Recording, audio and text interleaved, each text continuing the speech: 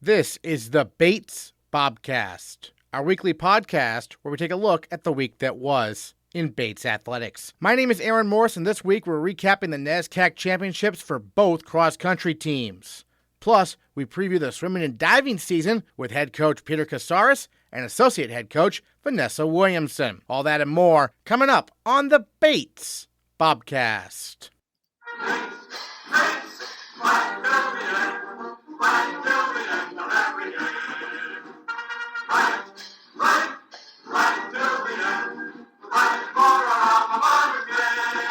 The football team struggled to take advantage of scoring opportunities Saturday against rival Colby, falling by a score of 10-2 in the rain at Garcelon Field. The Bobcats got their points from a safety when junior linebacker Tony Hooks tackled the Colby running back in his own end zone. But Bates senior quarterback Brendan Costa left the game just before halftime due to an injury, and the offense went 0 for 10 on third down and 0 for 3 on fourth down in the contest. Interim head coach Ed Argast recaps the game and looks ahead to this Saturday night's tilt with Bowdoin. Well, Coach, obviously a rainy game against Colby there on Saturday, low scoring on both sides. Bobcats had some chances throughout. What were your general takeaways from this one? This is probably the biggest disappointment of the year.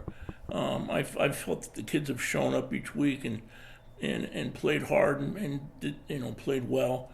And that didn't happen offensively this week. It happened defensively. Our defense played a heck of a game. They really did. They kept us in it.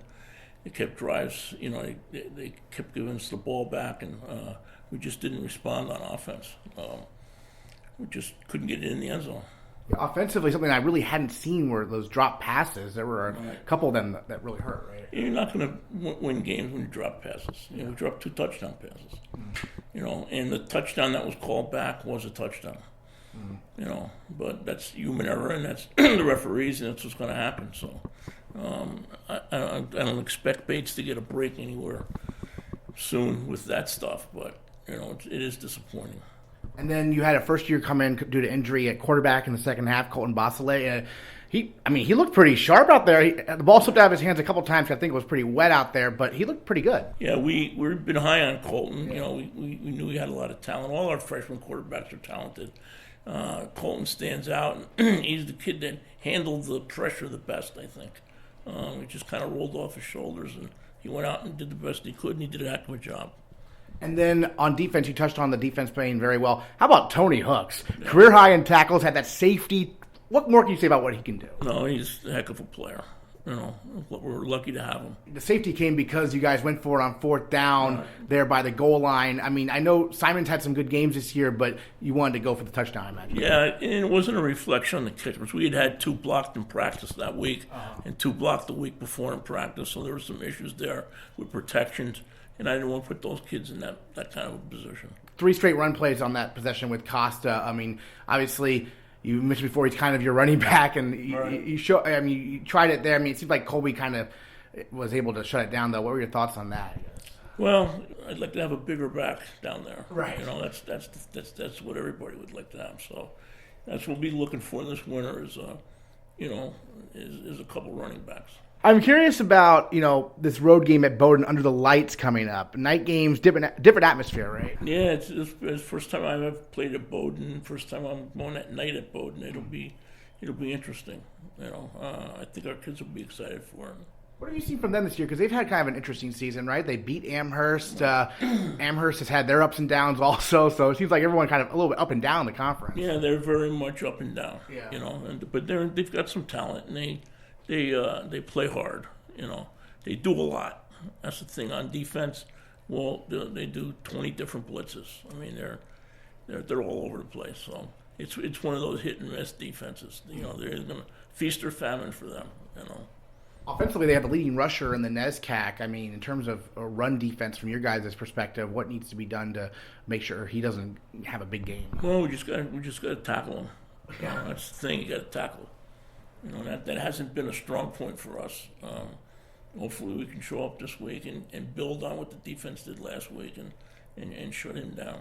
What's the message to the offense this week? Because as we talked about, there were opportunities there against Colby. It just didn't end up getting on the scoreboard. What's going to be the focus on practice to get them going again? Well, just to get our better players to be productive. They've kind of fallen short from what we've expected from them, and so I've tried to stay with a positive positive edge to everything. I don't want to MF the kids and beat them up. They don't deserve that. They work their tails off. Just look, we're a good football team when we want to be. We're not good all the time. We need to be good all the time, and that's really consistency is our biggest focus. All right, at Argast, thanks so much. All right, thank you, Aaron.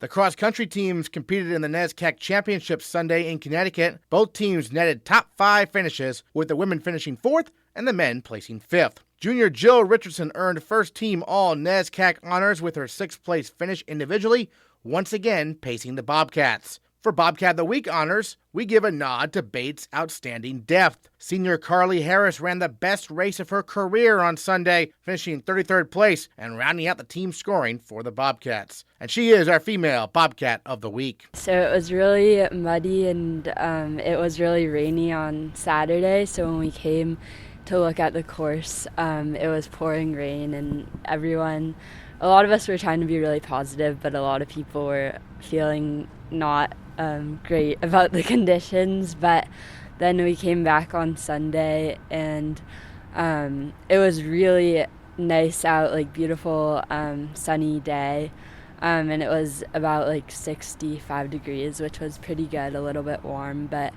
it was still really muddy, so it was probably the muddiest course that I've run. Like a lot of it would go up to your ankles and just be really squishy and like hard to move through, but it was nice at least that we weren't running on Saturday when it was raining. So when it's that muddy, does it almost feel like you're almost like running in place, just trying to get your feet out of there? Yeah, in some of the places, and we were worried about having our spikes fall off, so we had to, Coach Art duct taped them to our feet so that they wouldn't fall off. Have you ever run with duct tape spikes before? I hadn't, but I know people who have had problems with like them falling off, so they have done that before.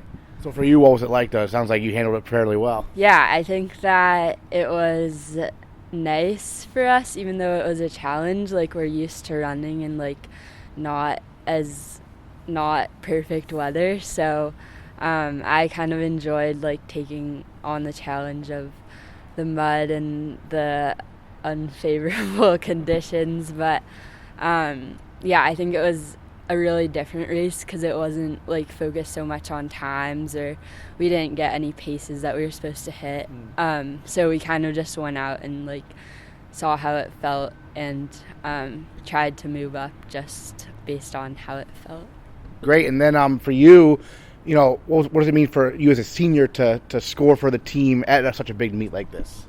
Yeah, that was really exciting. I wasn't necessarily expecting that.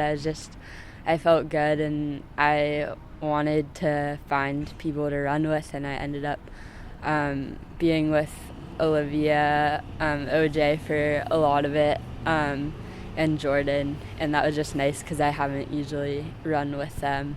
But I felt really good, and I didn't even realize that I was going to be scoring until afterwards, but that was good.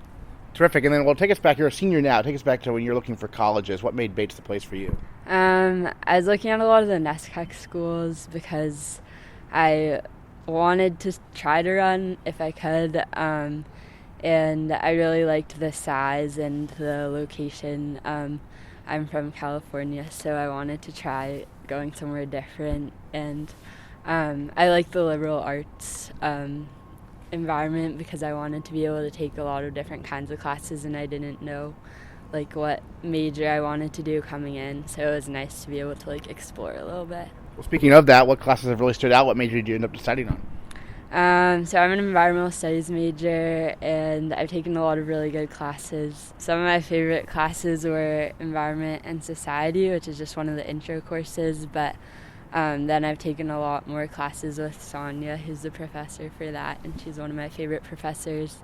I've also taken a lot of classes with Joe Hall, who's also a really great professor.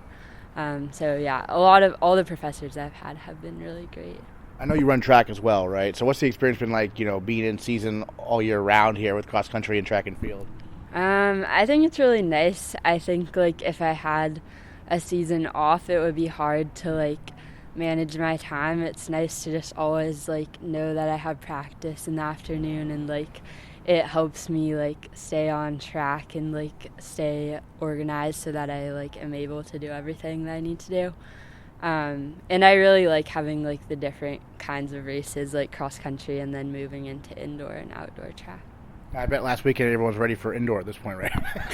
That weather. I really liked it. I'm glad. It's okay. nice that it hasn't gotten too cold yet. And like I would way rather run in that than it being like freezing cold. Gotcha. So that was nice. Excellent. And then, well, take us back when you were growing up. When did you start running competitively? I started running in 6th grade. I did cross country at my middle school.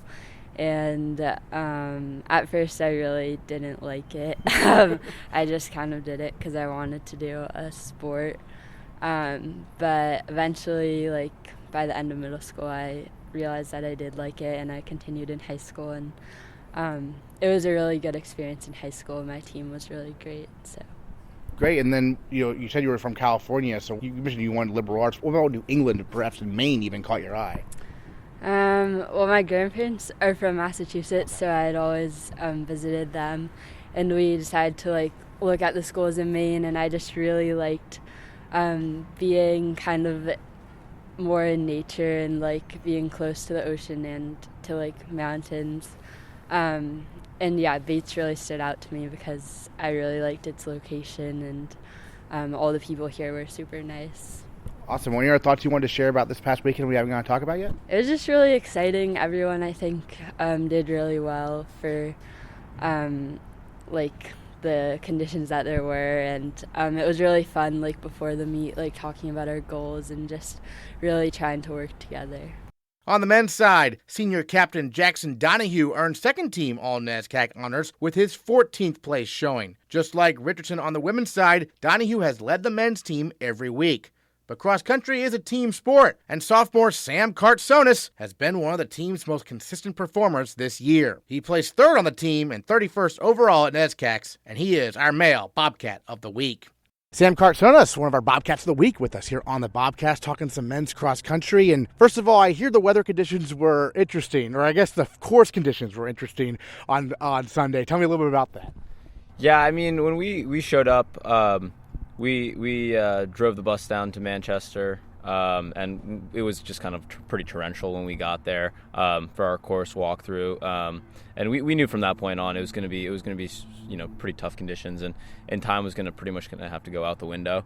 But yeah, it was super soft. I mean, within the first kind of 100 meters or so of the race, like mud was kind of getting kicked up in our face, and it wasn't the most pleasant, but overall, I mean, everyone's running in those conditions, so it's not something that's going to specifically disadvantage us in any way, shape, or form. Right. You mentioned time going out the window because I know normally you're aiming for certain splits or whatnot, and so when that happens, how do you adjust your strategy? Everything just kind of goes off place. You're kind of seeing where you are in the pack and trying to kind of gauge whether or not you need to speed up or slow down based on kind of where you are within that group. But I mean, it definitely certainly affected us. I mean, we kind of got a little bit behind where we probably needed to be. Our place wasn't that bad, but it was the people who were in front of us it was kind of what put us behind a little bit. So we kind of got behind a Colby pack early, got pretty far behind a Middlebury pack early as well. And so we kind of, we were in okay positioning as far as just like overall place was, but it was the people who we were behind which kind of screwed us in the long run. For you personally, I mean, obviously a pretty strong showing for you. How do you see it go from your perspective? I was definitely pleased overall, but there's definitely some points of improvement. I kind of went into the race knowing that I'd probably be the 5th or 6th guy on the team, and I got kind of caught up behind Colby's 5, which if you're a 5 runner, you never want to be behind the team's 5, especially with Colby. They have a really strong runner, Tyler Morris, who he's their number one guy. He's going to have a top 3 finish in a race like this. So if you get caught behind, if you're as the 5 guy are caught behind their 5, it makes it really, really challenging to beat a team. And I mean, we beat them already twice this year. Right. So our goal is to beat them, and I don't know if I put in exactly the race that I wanted to in order to make sure that we put ourselves in the best potential chance to do that. Now, I know regionals are coming up. I know the regions changed this year, but do you get another shot at Colby there? Yeah, we will. Okay. So the region has changed and is essentially kind of split the NESCAC into three parts. Basically, we're going to be going up against mainly MIT, Tufts, and Colby, and the way it's looking right now is it's looking that the top two from that race. Only the top team gets an automatic bid, Right. But basically it's going to look like the top two teams from our region are going to be a very good shape, and the third team, depending on the way the scores shake out, is definitely a potential possibility. And I mean, our goal for sure is to get second. MIT is we were saying it. Yes, Coach was saying it. We got to be humble about it. Yeah. They're probably a little out of reach for us, but we know we can beat Colby. We know we can beat Tufts. We beat them already this season. We lost to them on Sunday, but we definitely think that we have the chance to beat them, and we hope that that our goal is second. I mean, that's what we're going to be aiming for. I was going to say that's kind of a learning experience at NESCACs, right? Oh, certainly. Yeah. I Yeah. mean, we're really we're definitely pumped up by the prospect of being able to face those guys again, and we definitely feel like we have something to prove. We had just kind of a couple things just kind of not go our way, and that definitely kind of put us behind the eight ball. And we definitely want to put ourselves in position to do better next time, and we're using this as a good amount of motivation for sure. Sounds good. And then you personally, take us back when you were growing up. When did you start getting into running? I was just a really competitive kid. I'm the middle of three brothers, and in a household where I grew up either playing sports or talking about sports, and that was kind of just the environment that I grew up in. I kind of found myself maybe in 7th grade or so where, I was really kind of losing interest in kind of like the traditional kind of baseball, soccer, and kind of saw myself looking for something new. And kind of the way running is set up is you don't really have a ton of like really youth programs. So it's, when you're in 7th grade for maybe a sport like baseball or football, you're kind of in a position where, people have been playing for many years. Whereas in track, you can start fresh and start anew in those ages and really be able to kind of fall in love with the sport. And I also think when you look at specifically runners, they come into college still loving the sport because they kind of maybe started a little bit later. And I think that definitely kind of describes my relationship with running, where, I didn't really start running in a very competitive way until high school. And so I still very much enjoy it on a daily basis and enjoy the process for sure. And then what led you to Bates?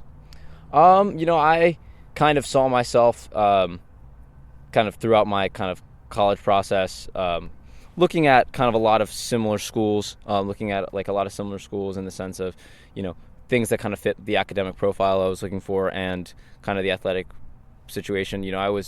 I really wanted to go to a school where I could run. It's a pretty integral part of my life, and I really wanted to go to a school where I was wanted, for sure. I mean, I think that a lot of people have really, really difficult college processes where they're kind of like, going and really trying to appease a school where, I really loved the fact that at Bates, I had a coach and I had a team that really wanted me, and it was kind of that kind of environment and relationship that I really wanted to kind of grow from and kind of see myself in. We talked a little bit before the interview, but you mentioned last year was obviously a difficult year for everyone, I think. How did you kind of go about handling it, and do you feel revitalized this fall? Certainly. Yeah. I mean, I think just kind of the energy. I mean, it's really kind of the little things. I mean, I think, last year we were kind of deprived of those full team practices, kind of, didn't really have access to all the facilities that we normally would. And coming back this year, I mean, it's really been awesome to kind of put ourselves in a position where, we can be on like the bus together going to meets, we can be kind of in the locker room after a hard practice. I think it's kind of in those moments where, the team camaraderie is very strong. And that was kind of definitely something that we were missing last year. And I think it's definitely made us like kind of a stronger group overall.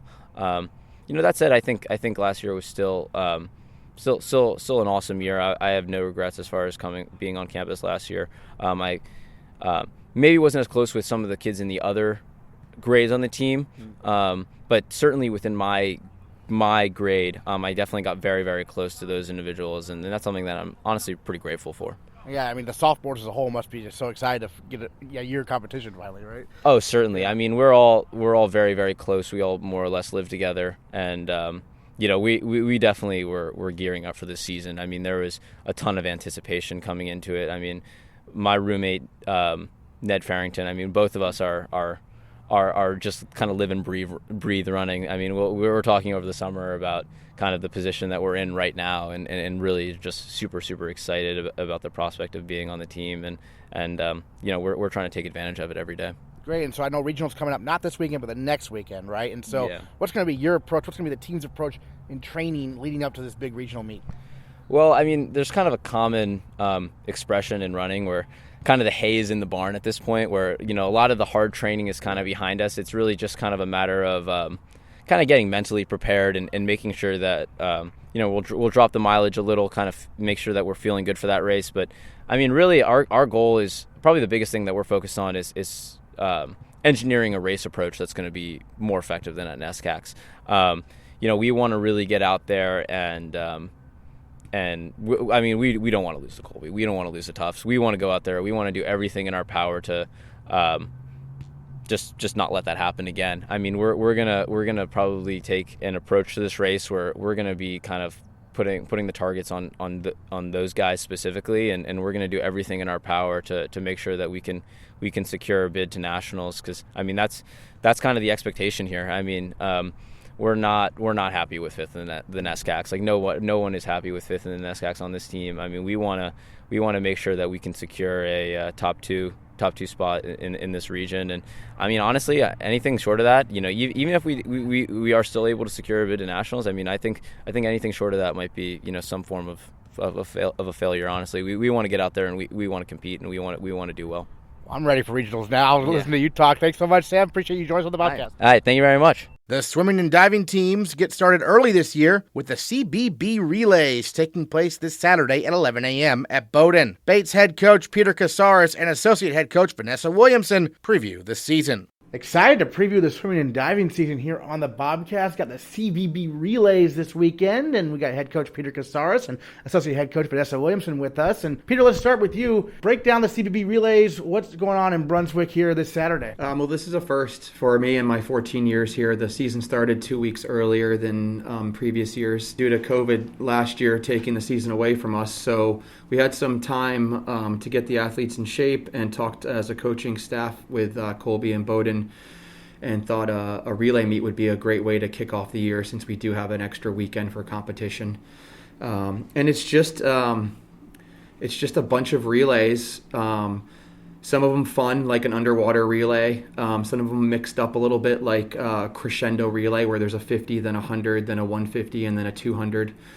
And then some 300s of fly, 300s of breaststroke, 300s of backstroke. Just a bunch of different relays to get the teams together, all of us on deck and racing again for the first time since February of 2020. So a fun meet to start off the year. We won't score it. We'll make relays. We'll mix relays with genders, and we'll have a lot of fun going in there. And then we'll have a lot of data to look at for our first meet against Wesleyan in 2 weeks, because we'll have a bunch of swims and splits, so we can see what the best roster will be going home and going for that W. Yeah, the words underwater relay caught my attention. What's that? Yeah, so there'll be 100 yards of underwater swimming, kicking, whatever you want to call it. They'll dive off the blocks and they'll go underwater any way possible to the other end, where a relay team member will be waiting, and they'll dive in and do the same. So everything's got to be underwater, and you're trying to be as fast as possible through dolphin kicking or breaststroke pullouts. Great. And then Vanessa, I'm curious, obviously Peter touched on it. This is the first meet since February 2020. So what's this been like from your perspective? How have you and Peter been working with the team to get through this? Yeah, so with last year, we had our inter-squad meets, and that was really helpful just to kind of have that as a goal for the team and the athletes. But to actually have stuff on the calendar has really made a difference, and being able to start 2 weeks earlier than we normally do has changed the program, I think, a ton. We just did our test set last weekend that we do every year, and the results from that were outstanding. We've I don't think we've really ever had 100% completion from everyone that's healthy and doing well. Also, new records were broken on those best average times. 2 of them from our senior class members on the women and the men's side. So it's a really good sign, and we're definitely ready to get up there and race. Yeah, because, I mean, you have the juniors and seniors who have experience in meets before, but then you have half your team that doesn't have that experience, right, Peter? Yeah, I mean, we've talked a lot with our upperclassmen about what were the best traditions and the best parts of the program, and let's make sure we don't lose those and we get those back. Luckily, we have almost, I think, a class of like 16 or 18 seniors that will do a great job leading us, some tremendous captains and leadership there. But the entire class is great, and the junior class is right on board, too. And so, like Vanessa said, I mean, we saw a lot of good racing last year, just not against anybody. And now they've come back hungry. They believe in each other because of the good swims that they had and the talent that's in the pool day in and day out. The test set results were awesome. So I think they're fired up and ready to go. And I think we're going to just keep talking to the freshmen and sophomores and say, hey, keep an eye on what's going on with your juniors and seniors. Watch how they hold themselves. Watch what they do. And let's get our swagger back at meets and do what Bobcats in a pool have done for the last 14 years I've been here. Who are your captains this year? On the men's side, we have Peter Corey and Jack Johnson. And on the women's side, we have Kaylee Swintack, Caroline Sweeney, and Virginia Guancy. Tell us about them, like what makes them captain material, if you will. They're just hardworking, successful. They've improved a ton. They've been there for the team in different ways, both as athletes and as leaders in terms of speaking up, talking about things that are hard and important, and leading discussions. They also lead by example day in and day out, never missing a beat, always giving it all. And they just love the sport of swimming. And I think all of the members of the team that voted for them saw that and want those people as your leaders. And then we're just really excited because, as Vanessa said, we had a lot of great swimming in our senior class in that test set. And our captains are just showing that, this year is really important. They're hungry and they're having a lot of fun and they want to give back to the program every way possible. Vanessa, I know you work a lot with the sprinters. Tell us about maybe some sprinters who have stood out so far to you. A lot of great returning sprinters. On the women's side, Susie Reichman as the senior leader for the women's sprint group.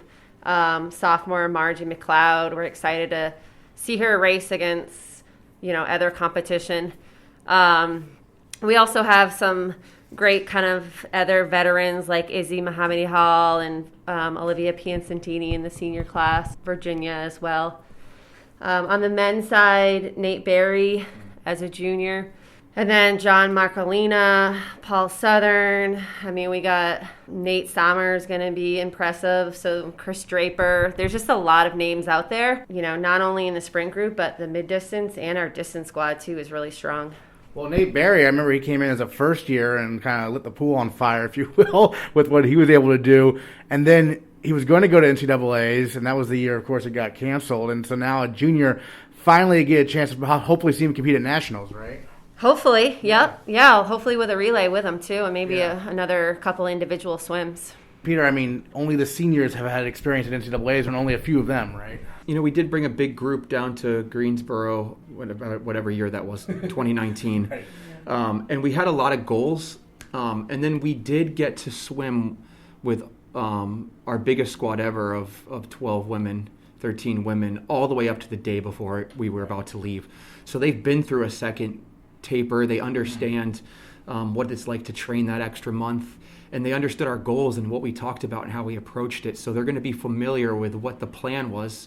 We just never got to execute it. So hopefully having them with 2 years of going through the plan and getting there 1 year and doing it and being really ready the next year. I mean, I thought we were going to be lights out and we might have been top 10 in the country at that point. I think they were ready to go and they saw what we needed to do in relays and what we needed to do individually and where the program needed to go and head. And they were ready to do that. So we do have that experience with us, and I think they all want to return there and get that shot. And it would be really sweet for them to do that in their senior year. Is the training trip to Florida returning this year? Yeah, we're heading out on the 14th of December for 9 days in Deerfield Beach, Florida. The team is super excited about it. And we're really excited to have that moment because it's just so vital for our chemistry and our training. And it just sets us up for a really great second half of the year that I think is invaluable. Vanessa, what are you most excited to see, at these relays this weekend and a couple meets you have here before the winter break? I'm really excited to see the team come together on the pool deck, because it'll be interesting. We've never had, our freshmen and sophomores represent Bates at a swim meet before. So it'll be really fun to watch the juniors and seniors kind of bring the team together and show everybody this is what we're all about. This is what we do. Of course, we'll be excited to watch the races and see if there's any surprises, anyone in the freshman or sophomore class that surprise us. But yeah, mostly just seeing the team come together and representing the Bates Bobcats. And Peter, this is swimming and diving. You have a new diving coach. Tell us about him. Yeah, Nick Jensen is joining us. He's a UMO grad. He dove there for a couple years. He's been involved in the sport in a lot of different ways, and he is very enthusiastic and working his tail off and coming in here, connecting with the divers. And we feel like we can really build a program. And he's excited to build it alongside us and get that to where it needs to be and take advantage of the great divers that we have here.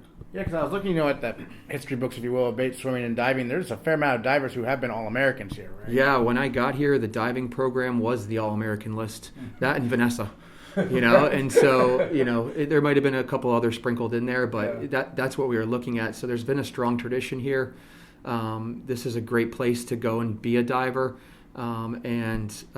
We feel like, if we have the right energy and enthusiasm, we can get those athletes to the national level too. Any thoughts you want to share about that season we haven't got to talk about yet? Of course I do, Aaron. Yeah. I always have ideas and things I want to share. But, in all honesty, I think Vanessa and I and Bill are very excited. And what it is really is just the vibe we have. I mean, this team is so grateful and so hardworking and so supportive of each other that it has been a pleasure to get these extra 2 weeks and to work alongside them. They've been a bright spot every single day for me.